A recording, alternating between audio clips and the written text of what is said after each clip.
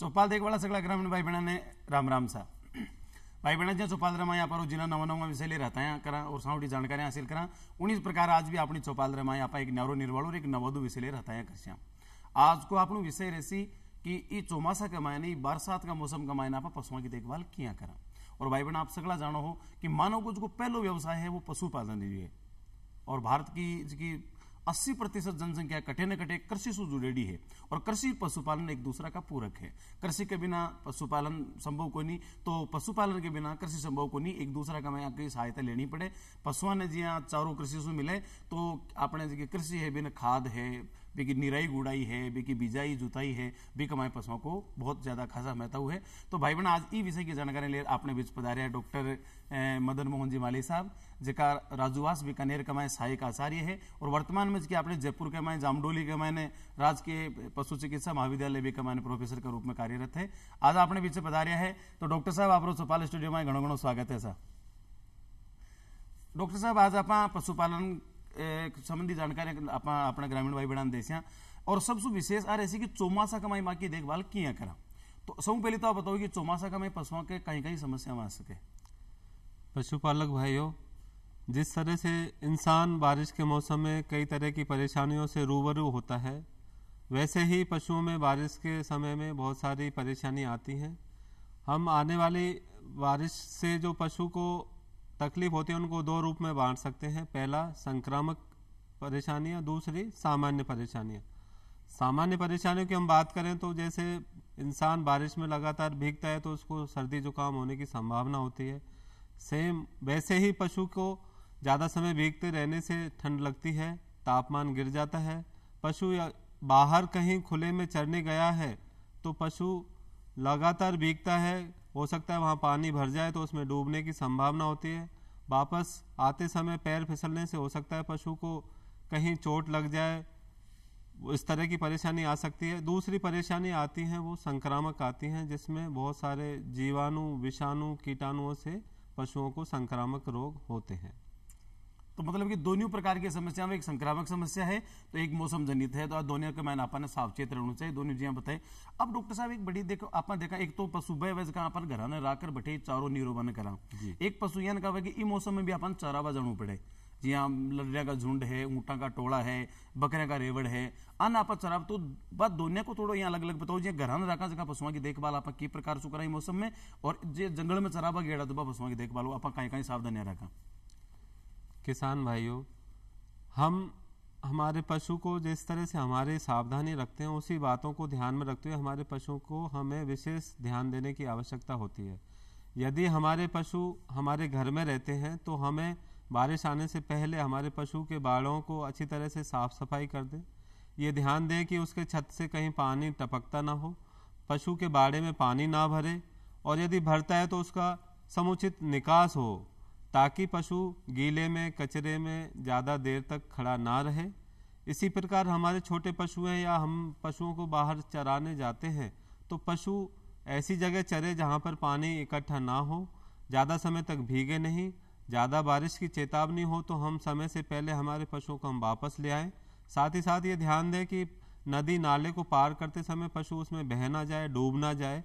और कई बार देखा गया कि ऐसे समय बारिश के समय पे जहरीले जो हमारे सांप हैं इस तरह की संभावना होती है कि उनका सर्पदंश से भी नुकसान होता है। साथ ही साथ हमें ये भी ध्यान दें कि कई बार पशुओं पर बिजली गिर जाती है, करंट से भी पशुओं को नुकसान होता है। तो इन सब बातों का हमें ध्यान दें।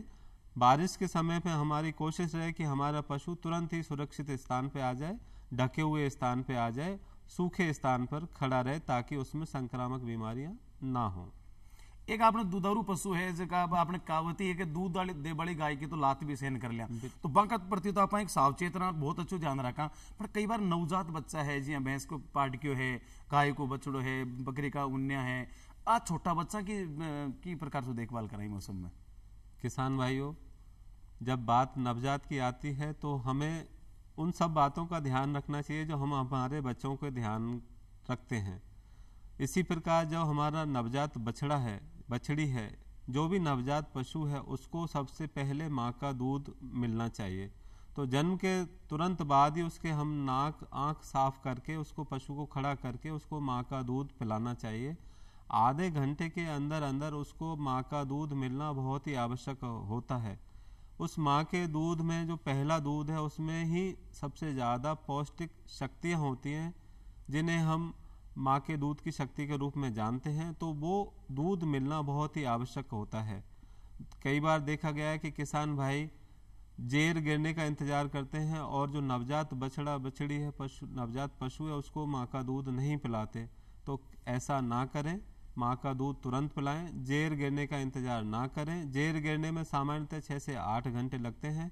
यदि हमने माँ का दूध पिलाने में पशु को देर कर दी है तो पशु में बहुत सारे संक्रामक रोग होने की संभावनाएं बढ़ जाती हैं। उसकी रोग प्रतिरोधक क्षमता समय के अनुसार बहुत कम रहेगी और वो बहुत अलग अलग तरह के रोगों के चपेट में आने की संभावना बढ़ जाएगी।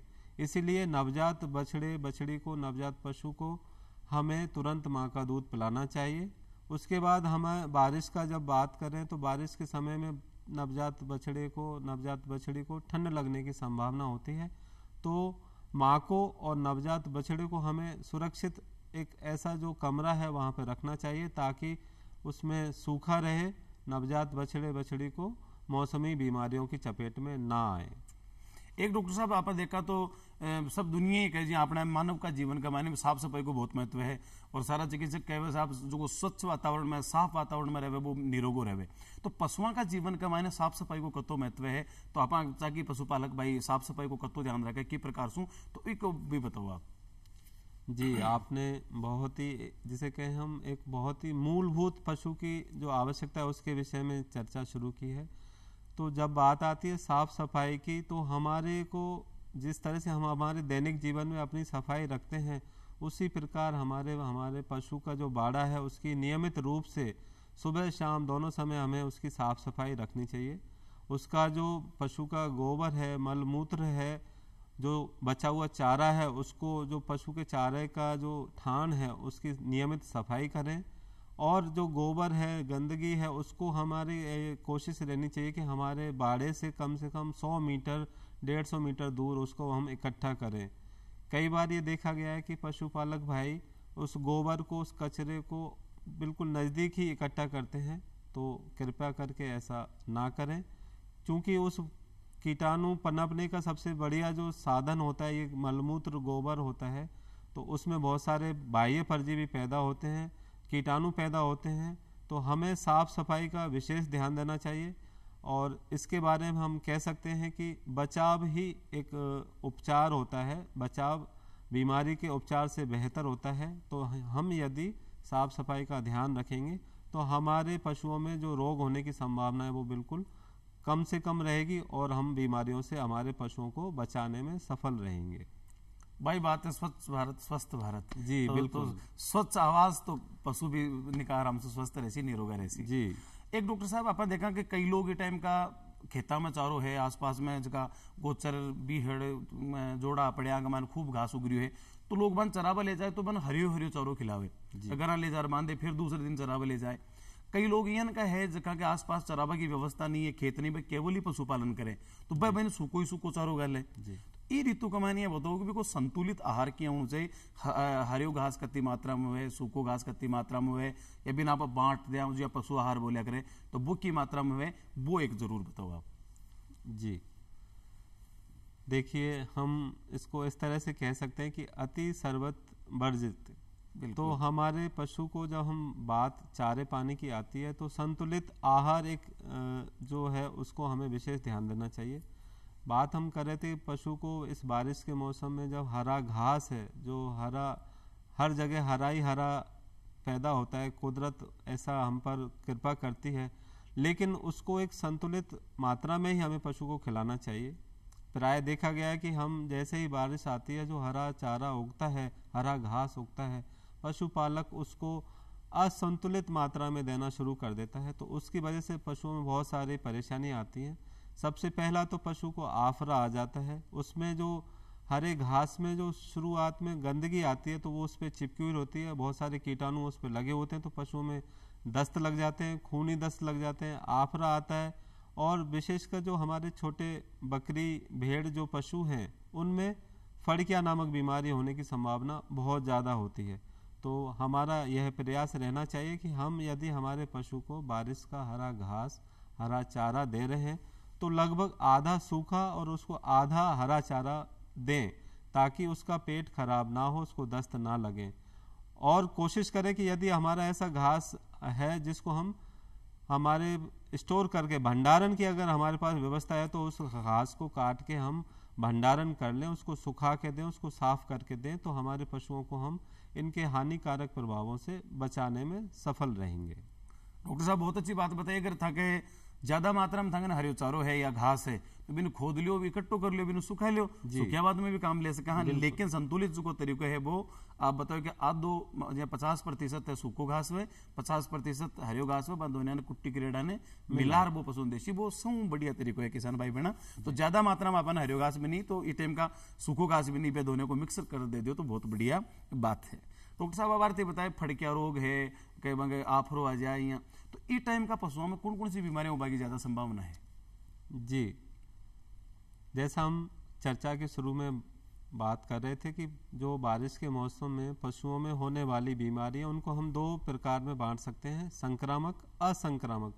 असंक्रामक बीमारियों की हमने बात कर ली। पशुओं को बिजली गिर सकती है, पशु पानी में डूब सकता है, पशु को ठंड लग सकती है, पशु फिसल के गिर जाता है तो चोट लगने की संभावना होती है, या जहरीला कोई उसको सर्प दंश हो सकता है। संक्रामक रोगों की बात करें तो इस बारिश के मौसम में सबसे ज़्यादा घातक 4-5 बीमारियां हैं। सबसे पहली जिसमें गलघोटू है, जिसको हम बीमारी की भाषा में HS बोलते हैं। दूसरा फड़किया है। तीसरा हम FMD कह सकते हैं। उसके बाद में लंगड़ा बुखार है। उसके बाद में पशुओं में देखा गया है कि थनैला बीमारी भी इस मौसम में बढ़ जाती है। तो कुछ ये 5-6 ऐसी बीमारी हैं जिसको हम बारिश के मौसम में ज़्यादा देखने को मिलती है। एक आप बीमारी की बात करो तो एक ब्लैक क्वार्टर नाम की भी एक बीमारी है और क्या जानलेवा भी वैसे पशु के लिए बहुत ज्यादा घातक है। तो आप ब्लैक क्वार्टर की आप पहचान क्या करा कि पशु के लक्षण कहीं दिखावे कि जिसको अपन ध्यान पड़े तुरंत आप चिकित्सक की सलाह ले सका? जी किसान भाइयों, जैसा इस बीमारी का नाम है लंगड़ा बुखार, जिसको हम सामान्य रूप से ब्लैक क्वार्टर के नाम से जानते हैं, इसमें जो हमारा पशु है उसका पिछले पैर उन दोनों में अचानक से बहुत ज़्यादा सूजन आ जाती है, वो गलन हो जाती है, उसके अंदर गैस बन जाती है। उस वजह से पशु लंगड़ा करके चलता है, उसको बहुत तेज बुखार आता है। ये बहुत ही संक्रामक कीटाणु से होती है। जो जीवाणु है इसका वो इतना घातक है कि एक पशु से दूसरे पशु में बहुत तेजी से फैलता है। तो उसकी पहचान के लिए यदि हमारा पशु बारिश के मौसम में लंगड़ा के चल रहा है, उसके पुट्ठों पर दोनों पिछले पैरों के ऊपर सूजन आ गई है, तो हमें तुरंत ही इस बीमारी को पहचान लेना चाहिए। और उसने पशु ने चारा पानी छोड़ दिया, उसको बहुत तेज बुखार है, तो ऐसे समय हमें हमारे नज़दीकी जो भी हमारे पशु चिकित्सक हैं उनकी सेवाएं लेना चाहिए। यदि हम हमारे पशु को समय पर उस बीमारी का उपचार करवाएंगे तो हमारे पशु को आर्थिक नुकसान से हम बचा सकने में सफल रहते हैं। ये बढ़िया बात बताई कि अगर पशु अगला आपका पिछला पावासू लंगड़ार चाल रही है, पुट्ठा के ऊपर सूजन आएगी है, तो ए जगह है लंगड़ा बुखार का लक्षण है। क्योंकि लंगड़ार चाले जना भी को नाम है लंगड़ा बुखार भी टाइम का टेम्परेचर तापमान भी बढ़ जाए तो बुखार भी चढ़े, लंगड़ोर भी चले, तो इन का मामला में जरूर ध्यान रखो, तुरंत अपन लक्षण दिखे तो चिकित्सकीय सलाह लेनी चाहिए। और डॉक्टर साहब आप एक फड़कियों भी रोग बतायो, वो फड़किया रोग कहीं है और किया वेरी के पिछाण किया करा आप? किसान भाइयों, मैं समझता हूं कि इस बीमारी का नाम से आप भली भांति परिचित होंगे। फड़किया रोग मुख्यतः हमारे जो छोटे पशु हैं, भेड़ बकरी, उनमें पाया जाता है। इसका कारण जो जीवाणु है, इस जीवाणु की जो पनप, ये जो जीवाणु है ये बारिश के मौसम में जो पहला घास उगता है उसको खाने से इस जो जीवाणु है उसकी टॉक्सिन्स पशु के शरीर में चली जाती हैं। उन टॉक्सिन से पशु को बहुत ज़्यादा दस्त लगते हैं, पशु को अचानक से ही दस्त लगते हैं और पशु फड़क फड़क के अपना दम तोड़ता है। इसलिए इस रोग का नाम फड़किया रोग कहा गया है। इस रोग को ये देखा गया है कि जो ज़्यादा हमारा स्वस्थ पशु है, जो ज़्यादा मात्रा में बारिश का हरा घास खाता है, उसमें ये बीमारी होने की संभावना ज़्यादा बढ़ जाती है। कारण कि वो जो हरा चारा ज़्यादा खाता है उसके साथ उस कीटाणु की टॉक्सिन्स भी ज़्यादा मात्रा में शरीर में जाती हैं। तो इस मौसम में, बारिश के मौसम में, यदि हमारा छोटी बकरी, भेड़ वंश के जो पशु हैं हमारे बाहर चरने जा रहे हैं, तो उनको हमें यह ध्यान दें कि उसको हरा घास ज़्यादा मात्रा में ना दें। यदि उसको दस्त लगा है तो उसको तुरंत ही हम उसके प्रति जागरूक रहें और हमारे नज़दीकी जो पशु चिकित्सालय है वहाँ के हमारे डॉक्टर साहब को उसका उचित इलाज कराएं, ताकि उसको पानी की कमी ना हो। जो कीटाणु है उसकी टॉक्सिन्स के लिए बहुत अच्छी दवाइयाँ उपलब्ध हैं। और इसको फड़किया जो बीमारी है, यदि पशु को दस्त लगे हैं तो हमें उसको गंभीरतापूर्वक लेना चाहिए, ताकि हम हमारे पशु को बचा सकें। डॉक्टर साहब बहुत अच्छी बात बताई जिसके पशुपालक भाई हैं, जिसकी डॉक्टर साहब बात बताई है, ये बात ने अपन पूरी अक्सर से माननी है। और तब आपने जीवन में पशुओं ने लेर कोई समस्या में आभा वाली है, वह समस्या में आपने आभा को नहीं, तो सावचेती भी एक बहुत जरूरी है। तुरंत आप रोजाना वहाँ को देखभाल करता रहना चाहिए और कोई भी बीमारी का लक्षण देखे तो तुरंत चिकित्सक की सलाह लेनी चाहिए। डॉक्टर साहब इस टाइम का अपन देखा तो एक खुर पका मुंह पका आरोग्य भी एक बड़ी समस्या है, तो इसका कई लक्षण है, वो लक्षण दिखे तो अपन फिर कहीं करना चाहिए। पशुपालक भाइयों, मैं समझता हूँ कि इस खुरपका मुँहपका बीमारी को भी आप भलीभांति परिचित हैं। कभी ना कभी आपके बाड़े में, आस पड़ोस में, गांव ढानी में इस बीमारी का प्रकोप आपने देखा होगा। जैसा कि इसका नाम है खुरपका मुँहपका, इसको कई अलग अलग जगह कुछ अलग अलग नामों से जानते हैं। तो ये बीमारी जैसे ही पशु को आती है, ये विषाणु जनित रोग है। इसमें पशु के खुर में और मुंह में छाले हो जाते हैं, पशु के मुंह से लार गिरती है, पशु चारा पानी छोड़ देता है। उसकी रोग प्रतिरोधक क्षमता कम होने से पशु दूसरी बीमारियों की चपेट में आ जाता है। पशु के थनों पर भी इससे छाले हो जाते हैं। उन छालों की वजह से पशु के थनों पे घाव हो जाती है, तो उसमें थनैला बीमारी भी बहुत जल्दी होती है और पशु लंगड़ा कर चलता है। कई बार देखा गया कि समय पर यदि इस बीमारी का इलाज ना किया जाए तो उस घाव के अंदर कीड़े पड़ जाते हैं, जिनको हम मैगट बोलते हैं। उन कीड़ों की वजह से पशु को बहुत ज़्यादा तकलीफ होती है, पशु को बुखार आता है, उसका दूध उत्पादन बहुत कम हो जाता है। तो इस बीमारी को हम तुरंत ही इसके लक्षणों के आधार पर पहचान सकते हैं। यदि हमारा पशु ने चारा पानी बिल्कुल छोड़ दिया है, उसके मुंह से लार गिर रही है, पशु को बुखार है, उसका उत्पादन कम हो गया है, उसके खुरों में और छाले हैं जीभ पर, तो हम इसको आसानी से पहचान सकते हैं। एक डॉक्टर साहब आप बताया कि खुर पका मुंह पका रोग के मायने भी कि दूध की उत्पादन क्षमता भी कम हो जाए, 7 लीटर दे बड़ो पशु 4 ही लीटर पर आ जाए। कई बार देखा ये चौमासा के मायने बिना कोई बीमारी भी पशुओं को दूध कम हो जाए, वो कहीं कारण शुभ है? इसका सीधा सीधा कारण हमारे पशु को, जैसे हम कहते हैं, तनाव माना जाता है। जैसे ही बारिश का मौसम आता है तो वातावरण का तापमान कम हो जाता है, पशु को ठंड लगती है। और ये अवस्था उन पशुओं में ज़्यादा आती है जो खुले में रहते हैं, जो पेड़ के नीचे रहते हैं या बिल्कुल भी खुले मैदान में रहते हैं। उन पशुओं में रात के तापमान कम होने से उनके ऊपर तनाव आता है, इसलिए उनकी दूध उत्पादन क्षमता है वो कम हो जाती है। तो कहने को मतलब चौमासा में पशुओं ने रात ने बारे नहीं रखना चाहिए जी। तो ये बताइए चौमासा में पशु को आवास किन को होना चाहिए? जगह मैं यहाँ पर आकर आप कह रहे हैं पेड़ के नीचे नहीं रखना, खुला में नहीं रखना, बीसु उत्पादन क्षमता घट जाए, तो आवास की एक प्रॉपर व्यवस्था बताओ, इस टाइप को घर होना चाहिए जीविका के लिए। जी पशुपालक भाइयों, जैसा कि हम सब जानते हैं कि हमारे आवास की जो व्यवस्था है वो हमारे सदस्यों के संख्या के आधार पर होनी चाहिए। तो जैसा कि यदि हमारे पास 5-6 जानवर हैं तो हमारे लिए पर्याप्त जगह होनी चाहिए कि हम पशु को, दुधारू पशु को अलग रखें, ब्याने वाले पशु को अलग रखें, या जो नवजात बछड़े बछड़ी उनको अलग रखें। तो समुचित उसको स्थान मिले, वो ऊपर से जो उसकी छत है वो टपके नहीं, जगह सूखी रहे, उसमें बारिश का पानी ना भरे, जो कचड़ा कीचड़ है, गंदगी है, वो उसमें इकट्ठी ना हो। इस बात का हमें ध्यान रखना चाहिए। साथ ही साथ पशु की अवस्था का ध्यान रखना चाहिए। बीमार पशु है उसको हमें एक अलग कमरे की आवश्यकता होती है। जिन संक्रामक बीमारियों की हम बात कर रहे थे, यदि हमारा पशु संक्रमित हो चुका है तो उसको हमें दूसरे स्वस्थ पशुओं से अलग रखने के लिए एक अलग से कमरा होना चाहिए। वो दूसरे स्वस्थ पशुओं से थोड़ा दूर पर रहे तो बहुत ही अच्छा रहेगा। साथ ही साथ हमारे पशु को जो चारे पानी की व्यवस्था है वो भी बीमार पशु के लिए अलग होनी चाहिए। तो ये कुछ मूलभूत बातें हैं जिनका यदि हम ध्यान रखें तो हम आवास की जो व्यवस्था है उसको पूरी करने में सक्षम रहते हैं।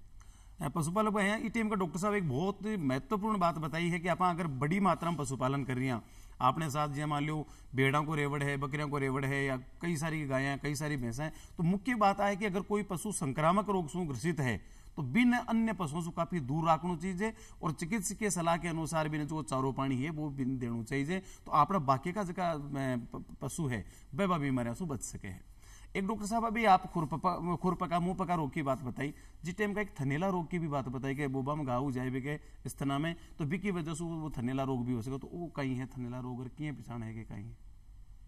जी किसान भाइयों, थनेला रोग पर आने से पहले मैं चाहूँगा कि बारिश का जो हमारा मौसम है उसकी एक और प्रमुख बीमारी उस पर हम चर्चा करें। गलघोंटू आपने नाम सुना होगा। हाँ। तो गलघोंटू भी इस बारिश के मौसम की बड़े पशुओं की एक प्रमुख बीमारी है। हमारे भैंस वंश गौवंश के जो पशु हैं उनमें ये बीमारी बहुत प्रमुखता से पाई जाती है। जैसा कि इसका नाम है गलघोंटू, इसमें जो हमारा पशु है वो उसका गला घुटने लगता है और वो मुंह खोल करके सांस लेता है, और उसकी जो सांस नली में सूजन आने से उसको बहुत ज़्यादा तकलीफ होती है, उसको बहुत ज़्यादा तापमान बढ़ जाता है और पशु की 24 घंटे से लेकर 48 घंटे के अंदर मौत हो जाती है। थनैला जो बीमारी है, हम सब जानते हैं कि इसका प्रमुख कारण साफ सफाई की कमी होना है। चूँकि बारिश के मौसम में कई तरह की गंदगी बाड़े में इकट्ठी होती है, संक्रमण दर बढ़ जाती है, बहुत तरह के जो कीटाणु हैं वो इस मौसम में पनपते हैं, तो थनैला रोग बढ़ने की संभावना इसलिए बढ़ जाती है कि हम यदि साफ सफाई का ध्यान नहीं रखते हैं तो हमें ये थनैला बीमारी की संभावना बढ़ती है। इसमें जैसा इसका नाम है, थनों के अंदर अचानक से सूजन आ जाती है। थनों के सूजन इतनी तेज होती है कि पशु को बुखार आ जाता है, कई बार उसमें गांठें पड़ जाती हैं, दूध के अंदर खराबी आ जाती है, पशु के दूध में कई बार छिछड़े आते हैं, खून आता है, मवाद आती है। तो इन लक्षणों के आधार पर हम तुरंत ही इस थनैला बीमारी को पहचान सकते हैं। एक डॉक्टर साहब, ये मौसम में देखा बड़ी समस्या है, मक्खी मच्छर, चींचड़ा, जोंक, ये भी जानवर का लग जाए तो दूसरा जानवर है असुबह पशुओं ने किए बचाओ, एक बताओ आप। जी किसान भाइयों, जैसा कि हम सब जानते हैं कि हर जीव को अपने लिए एक मौसम अनुकूल होता है जिसमें वो अपनी वृद्धि करता है। तो जो बाह्य परजीवी हैं, जो चींचड़े हैं, जुए हैं या दूसरे मक्खी मच्छर हैं, वो बारिश के मौसम में अपना प्रजनन काल होता है उनका, तो उनकी संख्या बहुत ज़्यादा बढ़ती है। पशुओं में जो प्रमुख रोग होते हैं, परजीवी रोग हैं, उनमें चींचड़े और कई तरह के जो मक्खी मच्छर हैं उनकी संख्या बढ़ने के कारण होती है। जोंक जो है वो पशु को गंदे पानी में जब पशु नहाने के लिए जाता है या बारिश का पानी कहीं इकट्ठा रहता है उसका पानी पीता है, तो कई बार वो पशु के शरीर पे चिपकते हैं या पानी की पीने के साथ में वो पेट में भी चले जाते हैं।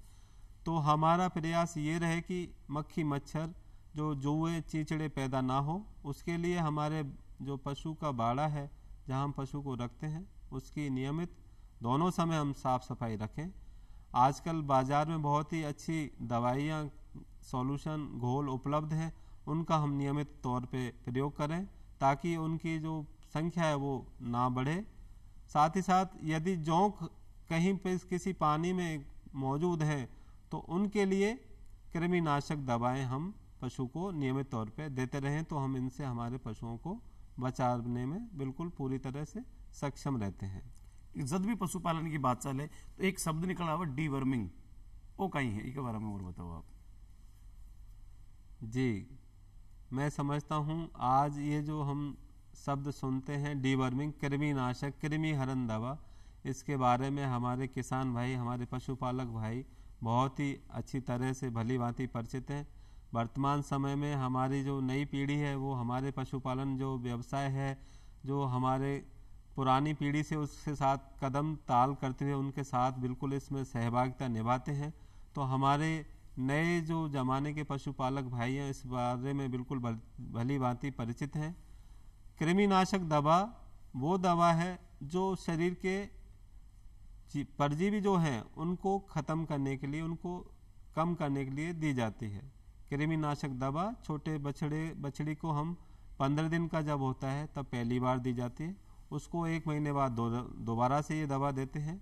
जो हमारे दूध देने वाले पशु हैं उनको हम हर 3 महीने से ये कृमिनाशक कहने को मतलब एक तरीके से वो वैक्सीन कर वो है ताकि वो पशु बीमारी नहीं हुए। जी डॉक्टर साहब, समय की भी मर्यादा में आप बहुत बढ़िया बढ़िया जानकारियां दी, बहुत बढ़िया जानकारियां दे रही हो। और भाई बहना फिर एक नए विषय के साथ मिलते हैं। जब तक आप सकना सुचामला में इजाजत बीसू पहले डॉक्टर साहब आप किसान भाई ने बहुत जानकारी दी, आप घणो घणो आभार। आप सकना सो राम राम।